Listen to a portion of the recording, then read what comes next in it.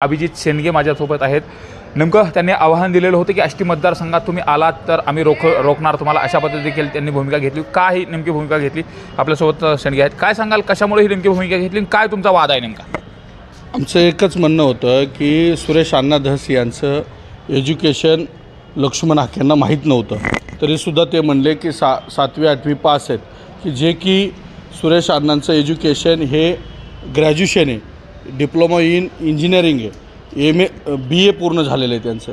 हे माहीत नसताना त्यांच्यावर वेगळी टिप्पणी करणं हे चुकीचं आहे। त्याबद्दल आम्ही त्यांच्या वाक्याचा निषेध केला आणि त्यांनी माफी मागावी म्हणून आम्ही अपील केलं की जर माफी नाही मागितली तर आम्ही तुम्हाला आमच्या इथे फिरून देणार नाही। आणि लक्ष्मण हाकेंच्या मुद्द्यामुळं रोज आम्ही एकत्र राहणारे, मग त्यामध्ये आमचा वंजारी समाज असो, आमचा मराठा समाज असो, आमचा धनगर समाज असो, माळी समाज असो, सगळ्या समाजाची प्रतिनिधी एकत्र राहणारी, एकत्र खाणारी, एकत्र वागणारी, गोविंदाने राहणारी पश्चिम महाराष्ट्रातून ते इकडे येतात आणि सामाजिक संतुलन जे आपल्या मतदारसंघाचं ते बिघडवतात। याबद्दल आम्ही त्यांच्यावर बोललो तर त्यांनी काल खूपच खालच्या पातळीवर जाऊन माझे वडील काढले, जे की लहानपणीच माझे वडील एक्सपायर झालेले। आमच्या आईने आम्हाला तळ हातावर धरून जगवलं। एखाद्या धनगर समाजातला कार्यकर्ता तुमच्याबद्दल बोलल्यानंतर, एखाद्या सिनियर नेते तुम्हाला स्वतःला प्राध्यापक समजता, तुम्हाला सिनियर आणि मोठे नेते समजता, तर तुमच्यामध्ये ते संस्कार असले पाहिजे ना की आपण एखाद्या कार्यकर्त्याप्रती काय बोललं पाहिजे। त्यांनी एकेरीत भाषा करून शेंडग्या वडील काढणं हे अतिशय त्यांच्या संस्कारात दिसत नाही। आणि मला तरी वाटतं प्राध्यापक साहेब, तुम्हाला प्राध्यापक पदवी कुणी दिली काय मला माहिती नाही, कारण तुमच्यावर ते प्राध्यापकाचे एकही संस्कार तुमच्या कालच्या बोलण्यातून दिसून येत नाही। मात्र आपण जर बघितलं तर धनगर आरक्षणाचा खूप मोठा मुद्दा आहे, त्या मुद्द्याच्या संदर्भात आतापर्यंत लक्ष्मण हाके यांनी त्याचे प्रश्न उचललेत का? आणि आज जे ओबीसीच्या आंदोलनाच्या दृष्टिकोनातून ते पुढे येत आहेत, हे कशा पद्धतीने तुम्ही पाहता याकडे? हो, ओबीसी आंदोलनाच्या या मुद्द्यात ते सहभागी आहेत, त्याचा दृष्टिकोन तुम्हाला दिसतो का? आजपर्यंत त्यांनी 1-2 वेळेस विधानसभा लढवली, एक वेळेस खासदारकी लढवली, त्यांना बोटावर मोजणे एवढी मतं झाले। तर त्यांची जी महत्त्वाकांक्षा दडून राहिलेली महत्त्वाकांक्षा या ओबीसी आरक्षण, या मराठा मोर्चाच्या आरक्षणाच्या निमित्तानं ती बाहेर निघून येते। काल त्यांनी विधान परिषद मागितली, कॅबिनेट मिनिस्ट्री मागितली, मग तुम्ही कॅबिनेट मिनिस्ट्री आणि विधान परिषदेसाठीच हे सर्व काही करतायत का? मग आमच्या गोरगरीब जनतेला तुम्ही का वेठीस धरता? धनगर समाजाची मूळ मागणी BK कोकरे साहेबांपासून ते महादेव जानकर साहेब असतील, गोपीचंद पडळकर साहेब असतील, राम शिंदे असतील, सर्व लोकांनी नव्हे तर सुरेश अण्णांनी सुद्धा विधानसभेत 4-5 वेळेस हा मुद्दा मांडला आहे की धनगर समाजाला STचं आरक्षण भेटलं पाहिजे।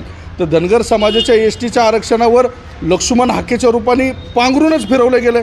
आज STच्या आरक्षणाबद्दल कोण बोलायला तयार नाही। आणि माझी तुमच्या वतीनं सर्व माझ्या धनगर बांधवांना, धनगर तरुणांना विनंती आहे की बाबांनो, लक्ष्मण हाकेंच्यामुळं आपल्या ST आरक्षणाचा जो मुद्दा आहे तो जवळजवळ देवेंद्र फडणवीस आणि एकनाथ शिंदेंनी 90% पास करत आणला होता, त्याची आज कुठं चर्चा होताना दिसत नाही। त्याच्यावर हा मुद्दा बाजूला करण्यासाठीच लक्ष्मण हाकेला पुढे केला असं वाटतं का तुम्हाला? नेमकी त्यांची भूमिका कशी? नाही, हा मुद्द्यावरच लक्ष्मण हाकेंनी हा मुद्दाच बाजूला केला आहे आमचा मूळ मुद्द्याला। मला तुम्ही एक गोष्ट दाखवून द्या की लक्ष्मण हाकेंनी कुठं ST आरक्षणावरती बोललेत, कुठं धनगराच्या वाडी वस्तीवर काय प्रश्न मांडतायत, काय प्रश्न मांडले पाहिजे याच्यावर बोललेत। धनगराच्या तरुणांना सुधारलं पाहिजे, पुढं गेलं पाहिजे एज्युकेशनमध्ये। म्हणजे तुम्हाला पाहिजे विधान परिषद, तुम्हाला पाहिजे मंत्रिपद, अरे माझ्या वाड्या वस्तीवर राहणाऱ्या मेंढक्याची तुम्ही काय अवस्था करून ठेवली? तुम्ही त्याच्याबरोबर बोलायला मंत्रिपदासाठीच करतायत का, नाही स्वतःच्या राजकीय स्वार्थासाठी करतायत? 100% यात त्यांचा स्वतःचा राजकीय स्वार्थ आहे। माझं आष्टी पाटोदा शिरूरच्या तमाम जनतेला, मग त्या सर्वच घटकातील असतील, त्यांना माझं अपील आहे की बाबांनो, ह्या लक्ष्मण हाकेंच्या नादी लागून आपापसात भांडणं करण्यात मजा नाही आहे। आपलं जे सामाजिक संतुलन बिघडवण्याचं काम चाललेलं आहे हे केवळ आणि केवळ लक्ष्मण हाकेंचं त्यांच्या राजकीय स्वार्थापोटी, आणि हे आता आमच्या धनगरांच्या लक्षात आलं आहे। म्हणून धनगरातीलच तरुण मंडळींना सोबत घेऊन आपल्याला आपला जो ST आरक्षणाचा लढा आहे, बाबांनो मित्रांनो, मला काय यामध्ये नेता व्हायचं नाही, मला काय फेमस व्हायचं नाही, माझी यातली काय भाग नाही। मी माझ्या ठिकाणी योग्य, माझ्या व्यवसायात मी उत्तम काम करतो, उत्तम पैसे कमवतो, उत्तम प्रकारे मी राहतो। लहानपणापासून वयाच्या 20व्या वर्षीपासून मी 4 व्हीलरमध्ये फिरणारा कार्यकर्ता आहे। मला काय याची आवश्यकता नाही, पण आपले जी चांगले समाजातील पोरं आहेत यांना धरून आपल्याला STच्या आरक्षणाचा लढा उभारून आपल्या शेवटच्या घटकातील माणसाच्या हातात STचं सर्टिफिकेट देण्याचं काम करायचं आहे। आणि त्या लढ्याला आता हाके साहेब, तुम्ही माझा वडील काढला ना, त्यामुळं आता मी या लढ्यात उतरलेलो आहे, हे मी तुम्हाला आता सांगतो. मात्र मला आणखी महत्त्वाचा प्रश्न विचारायचा की हाके साहेब म्हटलं की मी 2 दिवसात येतो, मी तिथे आल्यानंतर काय तुमच्यातला दम आहे तो दाखवा, मी आष्टीमध्ये येणार आहे. अहो, हाके साहेबांना माझं आज पण मी त्या मतावर ठाम आहे. हाके साहेब, तुम्ही पण धनगराचे आहेत, मी पण धनगराचा आहे. माझ्या पण धमन्यामध्ये यशवंतराव होळकर, अहिल्यादेवी होळकरांचं रक्त आहे. तुम्ही सर्व पोलीस प्रशासन बाजूला ठेवा आणि तुम्ही सांगा कुठल्या तारखेला येतात ते सांगा. आम्ही पण तुमचं स्वागत आमच्या पद्धतीने करण्याचा प्रयत्न करू. आम्हाला काय तुम्ही हिंमत नाही, तू दसांचंच आहे, लायकी नाही. अहो, कुणाची लायकी काय आहे तुम्हाला आजवर पडलेल्या मतावरून कळते ना. आणि तुम्ही जी मिनिस्ट्री मागितली काल, तुम्ही जे विधान परिषद मागितली, त्यावरून तुमची लायकी सिद्ध होती की तुम्ही हे सर्व करताय का म्हणून. उगाच तुम्ही धनगर समाजाची फसवणूक करू नका. हे सर्व तरुण पोरांच्या लक्षात आलं आहे. कालच्या ज्या ज्या माझ्या बाईट आहेत, ज्या ज्या बातम्या आहेत, ज्या ज्या तुमच्या बातम्या आहेत, त्याला खाली पडलेल्या कमेंट्स तुम्ही जरा वाचा, तुमचं डोकं जागेवर येईल. आणि आपण प्राध्यापक आहोत, आपण जर आपल्याला सिनियर नेता मानतो तर आपल्यामध्ये विष पचवण्याची ताकद पाहिजे, तुमच्यामध्ये ती क्षमता असली पाहिजे, तुमच्यामध्ये तेवढं ज्ञान असलं पाहिजे आणि तेवढे संस्कार असले पाहिजे, जे की ते तुमच्यामध्ये नाही आहेत आणि ते माझ्या वडिलांनी माझ्यावर केलेले. मात्र त्यांचं असं म्हणणं आहे की कुणाचं तरी ऐकून, जसं की धसाचं ऐकून तुम्ही त्यांच्यावरती टीका करताय, टिप्पणी करताय, असं त्यांचा आरोप आहे तुमच्यावर. अहो, धनगर समाजाच्या आष्टी, पाटोदा, शिरूरमध्ये धनगर समाजाची संख्या कमी आहे. यात कमी असणाऱ्या धनगर समाजाला प्रतिनिधित्व देण्याचं काम आदरणीय सुरेश अण्णांनी केलं. धनगर समाजाच्या पायाला काटा मोडल्याच्या नंतर त्याची वेदना सुरेश अण्णांच्या मनाला होते. रोज आम्हाला तिथं जावं लागतं आहे, रोज आम्हाला त्यांच्याकडून प्रश्नाची उकल करावं लागते. आणि त्यांनी सांगून त्यांच्यावर बोलल्याच्या नंतर अहो, हाके सोडा, बराक ओबामा बोलले तरी मी त्यांच्यावर बोलन. सुरेश अण्णांवर माझं व्यक्तिगत प्रेम आहे ना, माझ्या समाजाचं व्यक्तिगत प्रेम आहे. ते आत्ताच्या मतदानात दिसून आलं ना. 90% धनगर समाजाच्या वाडी वस्तीवरचं मतदान वन साईड सुरेश अण्णांना झालं आहे. मत काय पैसे घेऊन होत नाही, मत काय फुकट भेटत नाही, ते प्रेमापोटी भेटतं आहे. आणि अण्णावरती हाके नाही कुणीही बोलू द्या, तो माझा सक्का भाव असू द्या, माझ्या नातेगोत्यातला असू द्या, तरी बोलणार. आणि आमच्या दैवतावर बोलल्याच्या नंतर आम्ही त्याला सुट्टी देणार. साहेबाचं चुकतंय काय आणि ते कशा पद्धतीने त्यांनी दुरुस्त केलं पाहिजे, दुरुस्त नाही केलं तर काय होऊ शकतंय. अहो, त्यांनी त्यांची जी ओबीसीची लाईन होती त्यामध्ये आम्ही त्यांना काय बोलत होतो का. आम्हाला त्यांच्याबद्दल आदरच होता. आम्ही त्यांच्या उलटं आंदोलनाला पाठिंबा दिला आहे. आम्ही त्यांच्या सगळ्या गोष्टी आम्ही स्वतः शेअर केल्यात. आम्ही स्वतः त्यांना मदत करण्याचा प्रयत्न करत होतो. आज जर तुम्ही ती लाईन सोडून स्थानिक राजकारणात जर घुसत असतान, आता त्यांचे हा मीडियावर बोलण्याचा विषय नाही, सगळे वेगवेगळे प्रकार आमच्याकडे पण आलेत ना. तुम्ही असं उठून आरोप करता तर तुमचे सगळे प्रकार आमच्या कानावर आहेत. कुठून काय घेतलं आहे, किती घेतलं आहे, कसं घेतलं आहे, हे पण येणाऱ्या काळात आम्ही आता ओपन करू ना. आणि आता संपूर्ण महाराष्ट्राचा दौरा करून कुठून काय घेतलंय नाही, ते आता बोलण्याचं, मीडियावर बोलण्याची ती योग्यता नाही. त्याचे संपूर्ण पुरावे माझ्या हातात आल्याच्या नंतर मी ते बोलणार आहे. पण संपूर्ण महाराष्ट्राचा दौरा करून धनगर तरुणाला जागृत करून एसटीचं सर्टिफिकेट त्यांच्या हातात भेटण्याचं काम येणाऱ्या काळात आता आपल्याला उभा करायचं आहे. कारण जी लायकी आमची नाही आहे हे हाकेसाहेब समजतात. त्यांना आमची लायकी काय आहे हे आम्हाला आमच्या कामातून दाखवून द्यायचं आहे. मात्र हाके साहेबांना काय इशारा असेल आणि जो धनगर आरक्षणाचा अनेक वर्षाचा रखडलेला जो काही तिढा आहे, एसटीचं आरक्षण मिळालं पाहिजे, त्यासाठी त्यांनी कशा पद्धतीने पुढे आलं पाहिजे, त्यांना कसं आव्हान करायला आणि ते नाही पुढे आले तर मग तुमची कशी भूमिका असणार, धनगर समाजाची कशी भूमिका. अहो, आमची अजूनही त्यांना विनंती, जो मूळ गाभारा आहे, जो मूळ केंद्रबिंदू आहे आपल्या समाजाचा, तो एसटीचं सर्टिफिकेट भेटलं पाहिजे. ज्या ज्या या सरकारनी ज्या आदिवासीला त्याच धनगराला योजना लागू केल्यात, ह्या सर्व योजनांची अंमलबजावणी झाली पाहिजे. त्यासाठी त्यांनी पाठपुरावा केला पाहिजे.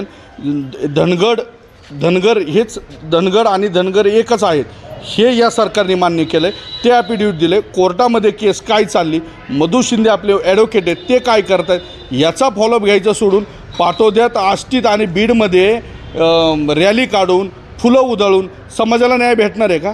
फुलं उधळून, रॅली काढून, मोठमोठे भाषणं करून समाजाला न्याय मिळणार नाही. ही समाजाची मानाची लढाई आहे, ही टेक्निकल लढाई आहे, ही संविधानाची लढाई आहे. ही आपण चांगले ॲडव्होकेट लावून, जे आहेत त्या ॲडव्होकेटांचा फॉलोअप घेऊन, त्यांना लागणारे पुरावे पोचून, त्यांच्या कायम संपर्कात राहून ही लढाई जिंकता येईल. ती त्यांनी जिंकावं आणि अण्णांची माफी मागावी. आम्ही त्यांचं स्वागत करू. त्यांची आमची काय पर्सनल दुश्मनी नाही आहे. मात्र आपण जर बघितलं, त्यांनी आणखी त्या दिवशीच्या पत्रकार परिषदेमध्ये विषय होता की मी 52% ओबीसीचा आवाज आहे. मग मला देत असताना विधान परिषदेचा काय विषय, मला कॅबिनेट मंत्रीपद दिलं पाहिजे, मला शिक्षण मंत्रीपद दिलं पाहिजे, एवढंच काय तर मला अर्थ खातं दिलं पाहिजे, अशा पद्धती त्यांची क्लेम आहे, अशा पद्धतीची मागणी केली जाते. अहो, शिक्षण मंत्री आणि कॅबिनेट मंत्री हे सोडून द्या. त्यांनी एवढं चांगलं काम केलं, एवढे लोकांमध्ये भांडणं लागलेत त्यांच्यामुळं गावगावात, जे रोज एकमेकाला बोलणारे आहेत ना ते बोलत नव्हते. नेमकं भांडणे कोणी आणि कसे लावले? त्यांच्या ह्या अशा अकराळ विक्राळ रूप जे आहे त्यांचं, आताताईपणाने बोलणं, जोरात बोलणं, टीका करून बोलणं, जोरात बोलणं, टीका करून बोलणं म्हणजे ते समोरच्याला पटतं तुमचं खरं आहे असा अर्थ होत नाही. आम्ही एज्युकेटेड आहेत, आम्ही मराठा समाजात भांडणं लागले, ओबीसी समाजात भांडणं लागले. हे भांडणं लावण्यात मेन रोल कुणाचा आहे? आज आमचा धनगर वाडी वस्तीवर राहतो, त्याला प्रत्येक गावगाड्यात जायचं आहे, प्रत्येक जागी त्याला मेंढरं घेऊन जायचे, तिथे वेगवेगळ्या समाजाच्या कुरणामध्ये चारायचे, शेतीमध्ये चारायचे. त्यांना अडचणी येत आहेत, त्यांच्या अडचणी सोडवण्याचं एक स्टेटमेंट आहे काय लक्ष्मण हाकेंचं? मग हे म्हणजे सामाजिक संतुलन कुणामुळं बिघडलं आहे? लक्ष्मण हाकेंमुळं बिघडलं आहे ना. तर त्यामध्ये त्यांनी दुरुस्ती करावी. त्यांच्या मार्गाने ते लढतायत, मराठा समाज त्यांच्या मार्गाने लढतो आहे. आता आम्ही STची लढाई आमच्या मार्गाने लढतो आहे. तुम्ही आम्हाला छेडू नका, आम्ही तुम्हाला छेडणार नाही. तुम्ही आमची लायकी काढली, आम्ही आमची लायकी कामातून दाखवून देणार आणि ती तुम्हाला येणाऱ्या काळात उद्यापासूनच आम्ही चालू करतो आहे सगळं. असंख्य तरुणाचे मला फोन कॉल येत आहेत, असंख्यांचे मेसेज येत आहेत. ह्या सगळ्यांना एकत्रित करून मला काय यामध्ये नेता व्हायचं नाही.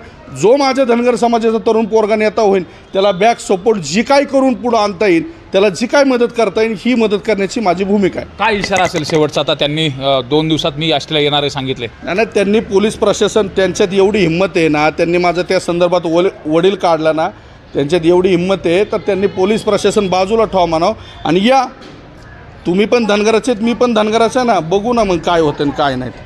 पोलीस प्रशासन बाजूला ठेवून लक्ष्मण हाके यांनी आष्टी मतदारसंघात येऊन दाखवावं. आल्यानंतर धनगर समाजाच्या पद्धतीने त्यांचा सत्कार केला जाईल असा इशारा जो आहे तो धनगर समाजाचे नेते अभिजित शेंडगे यांनी दिलेला आहे. विशेष म्हणजे आपण जर बघितलं तर लक्ष्मण हाके यांची एसटीच्या धनगर समाजाच्या आरक्षणासंदर्भात भूमिका काय आणि त्यांनी ती जर भूमिका नाही घेतली तर जे धनगर समाज आहे त्यांची फसवणूक करू नका अशा पद्धतीचा देखील जो काही इशारा आहे तो ओबीसीचे नेते असलेले अभिजित शेंडगे यांनी दिला आहे. त्यामुळे एकंदरीतच या प्रकरणामध्ये आता लक्ष्मण हाके काय प्रतिक्रिया देणार हे पाहणं महत्त्वाचं ठरणार आहे.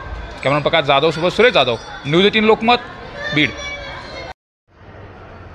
ओबीसी नेते लक्ष्मण हाके यांना थेट आव्हान देणारे अभिजित शेंडगे माझ्यासोबत आहेत. नेमकं त्यांनी आव्हान